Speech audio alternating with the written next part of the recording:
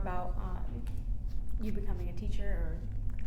Well, I could, yeah. I got married when I left school and had 4 children, and that was that was a shock to me.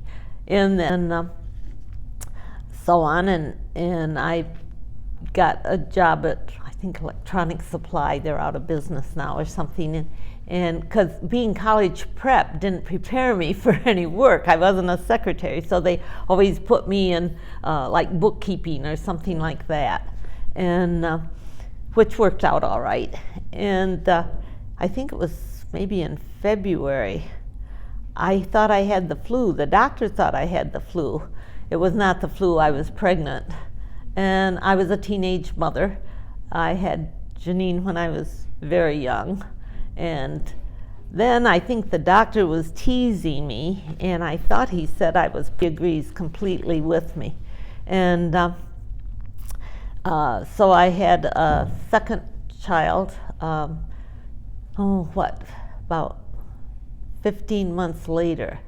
And so I had 2 little girls, and then I had a brief respite, and then I had 2 boys. So I had 4 children in about 5.5 years. And but in a way that was good. They were all in one clump, so to speak, and they were fun. 2 girls, no real trouble at all with them, and then 2 boys that made us humble again. And but they're all in this area, which I'm very happy with. And one grandson even has a little boy, Leo, so I have a great grandson, and I've enjoyed that. Though there've been a lot of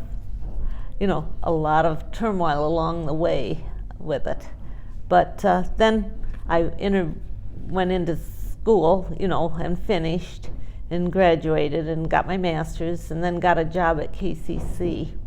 And I really liked working there, because I kind of been, the students are different, but I thought they gave a very good grounding in what you needed. I had no trouble transferring or anything like that. So I taught, and it worked out well with the kids, and so on. So, and then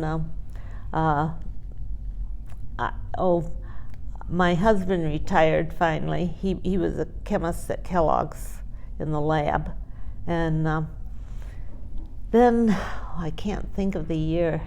Was it in the 80s or something? Anyway, he had Parkinson's, and I took care of him. I was retired then, and I took care of him for about 10 years till he had a fall. They say you don't die of Parkinson's, but like what kills most people, a fall, and or disease. And he fell and broke his hip, and that was the beginning kind of the downward slope.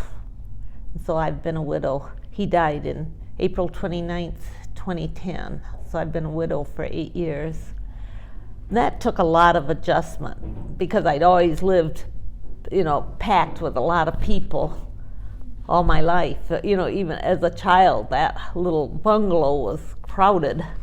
And I remember wanting to sleep in the bathtub so I could have my own room. That did not go over well with my mother. Yeah. How old were your kids when you decided to go back to KCC? Oh, Jeff was kindergarten age, first grade. You see, they had to be in school, and they had to be healthy, so they went to bed at 8 o'clock every night. I still get remarks about that. And I tried to feed them very well, because I knew if I had a sick kid, that was trouble for me too, not only them. So they stayed healthy, but they were first grade probably.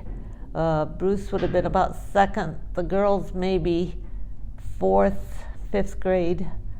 I know, and into junior high, which was a stressful time.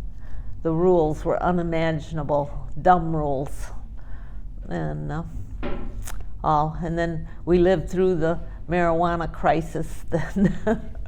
it was, and they graduated in the 70s, you know, more or less. And because I had them in 53, 55, 57, and 59.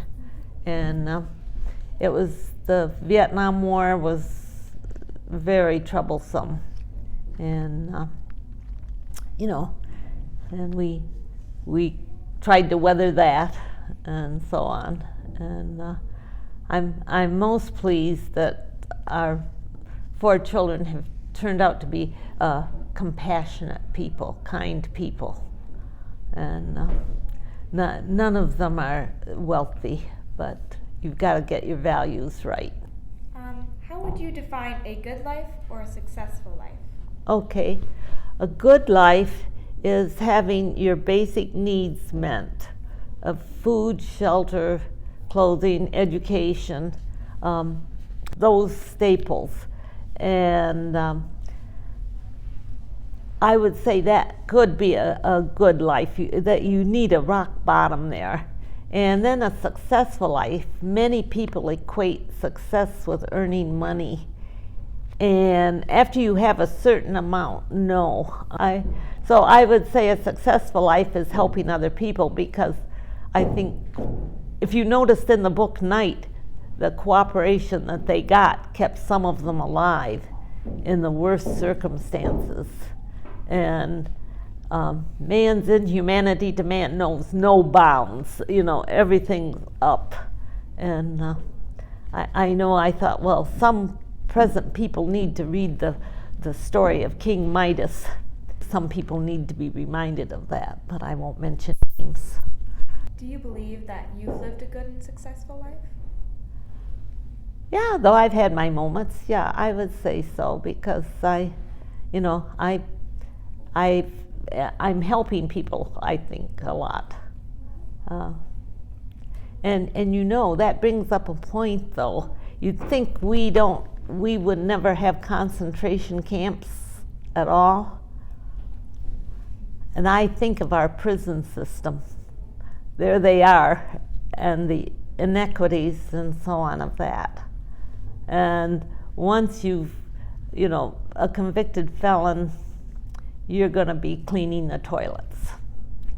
Yeah, for the rest of your life. There are a few breakthroughs, or people that start their own business and make it through, or have money. Our justice system, they're changing some things on that slowly to make true justice. But now I'm not such a bleeding heart liberal that I would say, oh, let everybody out. No, that isn't the point. But we could do a lot better. And at times there have been brief moments, like bringing education into the schools and so on. But then some people said, well, I have to pay for college for my kids. They shouldn't get it for free. And it's that lack of a generous spirit that I think is so bad. And musicians a lot, artists a lot, have a generous spirit. If you look carefully at them. Some maybe not, but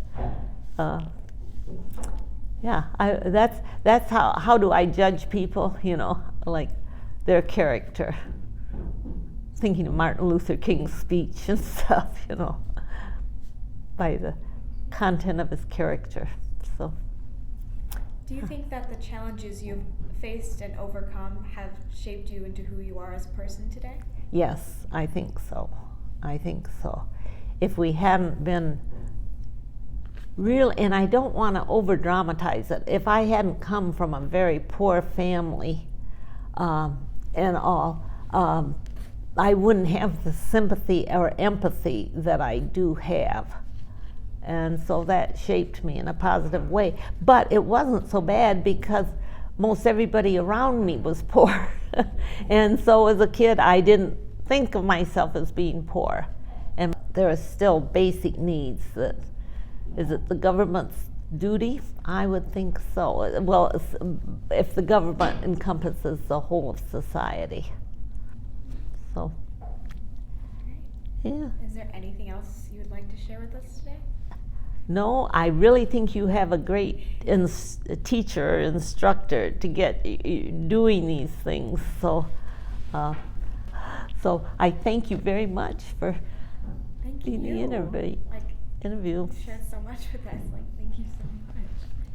Yeah, It's give, wonderful. it gave you something to think